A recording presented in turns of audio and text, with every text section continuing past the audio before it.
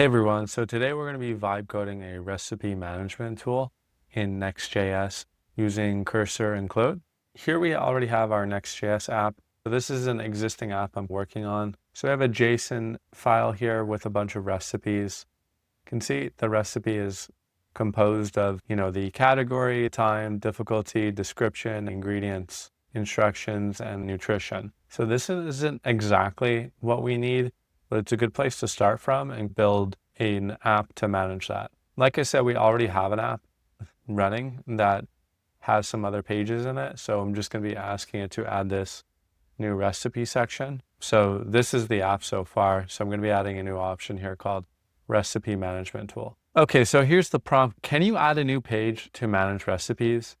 The user should be able to add a new one, edit an existing one, or view one. Also add to our homepage a way to visit this page. The recipes will look like what we have in the recipes JSON file to start. I'm going to be using auto mode. The crazy thing about Cursor is they're adding so many new models and changing everything. So it's becoming very difficult for me to keep up and know exactly which one to use. Auto select seems promising, but I've got mixed results from it. Sometimes I turn it off, but I'll leave it on today. I rarely turn thinking on. I'm trying to keep my costs down. I think auto select can help save a lot of cost. Created a new recipes page here in my Next app. Seems quite basic. Creating a data structure or interface called recipe with all those fields. It's creating a separate view page to show all the recipe lists, one to edit, one to view. It's adding a new card for the recipe management page in the home page. Okay, so here it is. It's finished, guys. So it added a main recipe page called /recipes.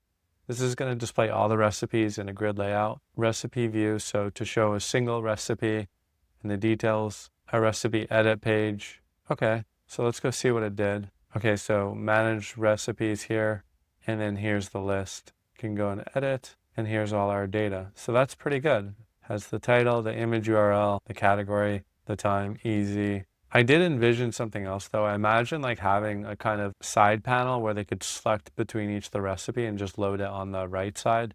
So I want to see if we can change it to that. Can you change it so the user can see the list of recipes in a side panel and click on them to load them to edit without having to go to a different page? Because I could imagine they're going to be navigating between the recipes. So having to go to the list and then out would be a bit annoying. And yeah, right now there's no backend for this. I'm probably just going to save this to a JSON file since that's primarily what we want as output anyways. Don't really need to persist this in a database for now. Let's see what it ended up doing. The page is now split into two sections. The left side, 1/3 of the width, is a scrollable list of recipes. And then the right side is the main content area that shows the selected recipe in view mode or edit mode. The edit form includes all the same fields. Okay, perfect. That's kind of what I wanted. And then you can click edit here and see the actual fields. Perfect.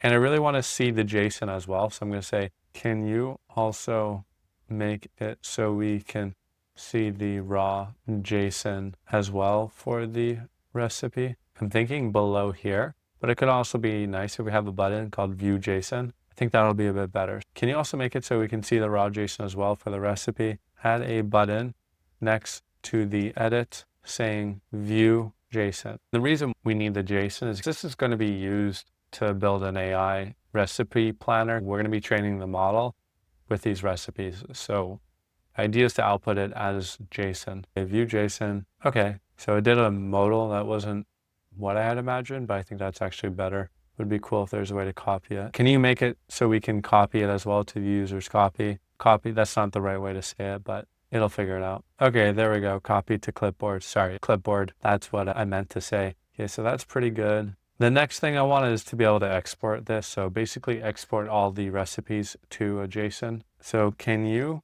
add a button to export all the recipes to a JSON file that should be timestamped? So yeah, I'm just going to want it and with the number of recipes in the file. So in the file name, I would like it to have a timestamp and the number of recipes. Okay, cool. Recipes 2, and then there's the times. So here's the exported file. That looks pretty good to start. Can we have one that we can import? So can we have the ability to import this file. Yeah. Okay, so now we have that ability to import files. That's great. And we can add a new recipe. Let's see if that works. So let's do hamburger, or no, hot dog, even simpler. I don't even know what the category would be for hot dog. Is hot dog beef? Beef, pork, say 20 minutes. Difficulty, easy. Description, a hot dog. Adding the wiener. Yeah, so adding the wiener, 1 gram, and then the bun. Okay, and if we hit save, it's there now. It's not showing up though in our side menu. So let's fix that. When I add a new recipe, I want it to show up right away. It should just be untitled. I don't want to click somewhere else as a reference. Okay, so I asked it to make this change. So can you make it so when we hit add new recipe, it adds it right away to the list? Also get rid of the save button. I want us to just automatically save when we make any changes and not for the user to have to click save. Okay, so let's click add new recipe and it adds it. Okay, that's cool. We can click edit now. Hello. Okay, so that's working. And then if we leave, that's good. But now the issue is when we refresh, it disappears. So let's say, can you also persist the changes in local storage? So on page refreshes, it's still there. Okay, to fix that issue where it's not persisting, can you also persist the changes in local storage? On page refreshes, it's still there. So what it's probably going to do is just take our JSON and store that in the local storage. I'll modify the code to persist the recipes in local storage and load them on page load. I'll also ensure that the initial data is only loaded if there's no data in local storage. Okay, so nothing is loading, but I'm gonna ask it, can you add back the default recipes though? It got rid of those recipes and I like having a few defaults. So let's do that. Okay, there we go. So if we add a new one, we say hot dog and we leave, we come back. Okay, our hot dog is not there. That didn't work. Save them to local storage. I don't see a save button though. So let me go look in local storage. I can see it there. So here's our hot dog and you can see it updating actually in local storage. But when I refresh, it's not there. Strange. Okay, so I'm gonna let it know it's not working. It's not working. When I refresh, the default shows. Okay, so let's see if that fixed it. I've simplified and fixed the initialization logic. Now we'll check if there's any data in local storage. If there's no data, load the default recipes. Let's see if it works now. Okay, now there's nothing loading. Nope, that's not what I want. Okay, now nothing loads by default. I don't see any recipes. So this is where it can get tricky. I've been having issues with Cursor lately with like kind of these, not complex issues, but very like specific, like this is how it should work. It will do it, and then it will break something else. Let's see if it works now. Is hot dog being stored? Yes. Now we refresh. It's not working. Wow. It is struggling with that one. So set the initial state of recipes to recipe instead of an empty array. Modified the local storage logic loading to start with the default recipes. Only override with local storage data if it exists and valid, but it's not doing that. So we're going to have to look at the code. So let's figure that out. What's going on here? These are the saved recipes. If the saved recipes exist, then we parse them and then we set the recipes. Yeah, that makes sense. If no local storage exists, then we're just using our recipes. So what's the issue? Hot dog. We'll debug what's going on, why it's erasing out our hot dog.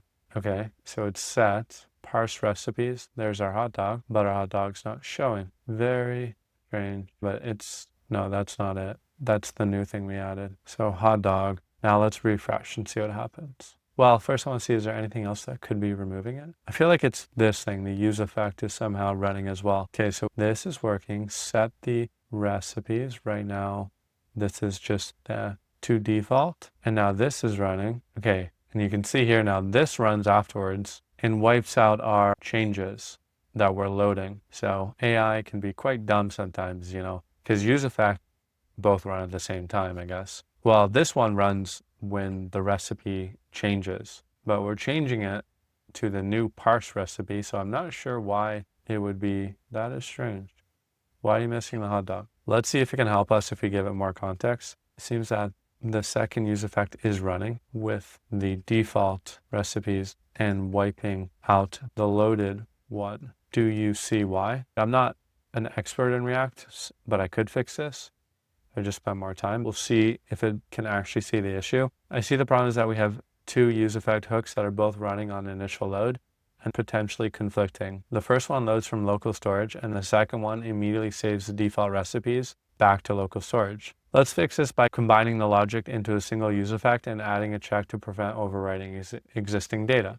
Okay, so it's just gonna merge them. Yeah, which makes sense, I think. So if parse data is invalid, use default recipes. I'm not sure how this is going to exclude the initial load though. So I'm not sure if it's gonna actually fix anything here. Let's try though. Okay, and if we go look now, our hot dog is there. Our hot dog is there. And now if we refresh this, our hot dog is still there. Okay, hot dog 2. So that worked.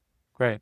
If we delete it, that's good. Now I'll add a button to reset to default. Okay, so here's a button to reset it to default, which would get rid of all the recipes we add. Okay, so these images aren't loading because they don't actually exist. We don't have them downloaded. One thing I really like using Cursor and the agent mode for is I can find stock photos for you, download those, and then reference them. So I'm gonna ask it, can you replace the images in recipe JSON with some real images and download those images so they load properly? Let's have it go do that. So you can see it goes off on the internet and downloads from this stock photo website, Unsplash, pretty cool.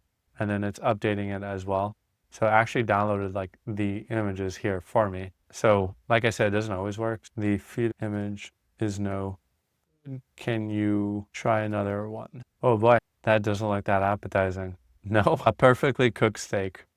Not quite, not quite. That is not a filet mignon. Can you try something else? AI is really an RNG generator, guys. Like, you never know what you're gonna get. I mean, okay, well, that's definitely not filet mignon, but try again. What? Try again. Nope. Try again. That's not a... Okay, we'll go with this one.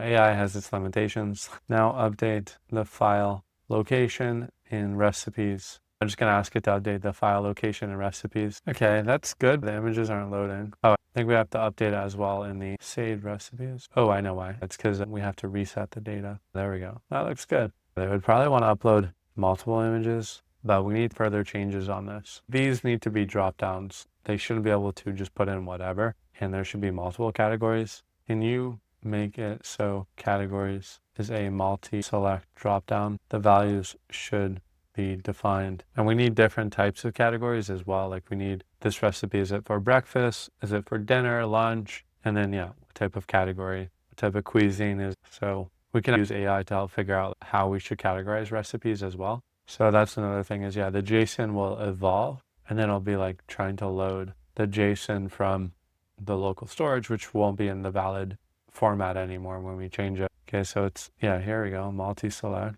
Can you improve the multi-select, make it like pills? So when you select it, it comes out like pills. This input is called something, but I don't remember. Pill cell interface. I don't know if that's the right word. Yeah, here you go. It's not quite what I had. Let me see. Oh, it's called chips. I meant input chips. So let's see if it understands that. I mean, it's crazy. You don't have to give it the exact instructions and it can kind of figure it out. Okay, that's good. Okay, that's better, but still looks pretty bad. So just ask it. That's better, but it still looks off. Okay, I'll give it an image so it can understand the issue. Here is what it looks like. The drop down and text are overlap. All right, still looks like shit. So let's try again. Still styling issue. Okay, that's better. Visually, I think a lot better. So we'll leave it at that. Next thing I want to do is have it split up these categories. Chicken and main course, breakfast could be their own categories. Can we split up the categories now into more specific categories? Main course / breakfast should be in a different category type than pork / beef, right? So we'll have it change that. We'll see what it'll name it. So category types. Okay, so meal type, dietary type, protein type, cuisine type. That's pretty good. Interesting. And it's keeping just a singular category on the actual recipe, which I don't really want. I want the recipe to have these different category types as well. Oof, that looks quite bad. Okay, so that's what it did. All right, I like the new category types, but I want these split into 4 different inputs and fields on a recipe and not under. Okay, so we can see it made the change. It added those 4 new fields here. And if we look, we're getting this error, right? We got to clear this, and then it should work. We go to edit. Okay, that's pretty good. Nice. Looks cool as well. Overall, this is a pretty strong start, but definitely a lot of iterations that have to happen. So the ingredients, there's no way to even remove an existing one. No way to adjust the order, just add new ones. This should probably be a drop down.